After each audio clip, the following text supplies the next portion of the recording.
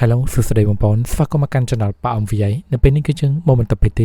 125នៃរឿងគុជអមតៈធានីបន្តទី4ម្ចាស់ទៀតក៏គិតទៅដល់ TNUC គាត់ក៏បានបញ្ជូនវ៉ាងលីនបកកាន់ទឹកដីវិញ្ញាណបិសាចទេមិនដឹងថាគាត់គិតមានបំណងផែនការអ្វីទេជាងក៏បានដល់កសប៉ុនច្បាញ់ព្រលឹងប្រតិចាអូចាងប្រកាសប្រាប់អ្នកទាំងអស់គ្នាថានៅពេលនេះទីក្រុងបិសាចធានយ៉ាវនិងទីក្រុងបិសាចភ្លើងកំពុងតែផ្ទុះឡើងសង្គ្រាម2កំពុងតែផ្ទុះឡើងនៅសង្គ្រាមពួកយើងគឺមានបណ្ដុំថាចង់ទៅប្រមូលភ្លឹងជូនបពៈបរោះហើយស្របពេលដំណើរគ្នាគឺនៅមកកាន់នៅអំណាចសប៉ុនច្បាញ់ព្រលឹងឲ្យកាន់តែខ្លាំងជាងនេះបន្ថែមទៀតដែរវ៉ាលីនគិតថាផ្លូវធ្វើទៅសមុទ្រភូមិព្រំដែនរវាងទីក្រុងទាំងពីរគឺឆ្ងាយណាស់និងមានគ្រោះថ្នាក់ជាច្រើនហើយខ្លាំងណាស់សមត្ថភាពកម្លាំងបពៈបរោះគឺពិតជាខ្លាំងអស្ចារ្យមែនបាទហើយបន្ថែមទៀតក៏បានបញ្ចេញកម្លាំងថាពលនៃការសម្លាប់បង្គាទៅកាន់អ្នកទាំងអស់គ្នាស្វែងយល់និងវឹកហាត់ថានេះវាគឺជាកម្លាំងថាពលនៃការសម្លាប់កាន់តែច្រើននោះកម្លាំងថាពលគឺកាន់តែខ្លាំងមិនចាំទៀតស្ថិតនៅក្នុងសភាពគ្រោះថ្នាក់វានឹងអាចជួយសុវត្ថិភាពអ្នកទាំងអស់គ្នាឲ្យជៀសផុតពីគ្រោះថ្នាក់ផងដែរដូច្នេះវឹកហាត់អីសោះអ្នកទាំងអស់គ្នាលោកជង្គង់ចុះឲ្យគ្រប់វ៉ាងលីនគ្រប់គ្នាហើយសមរភូមិព្រំដែន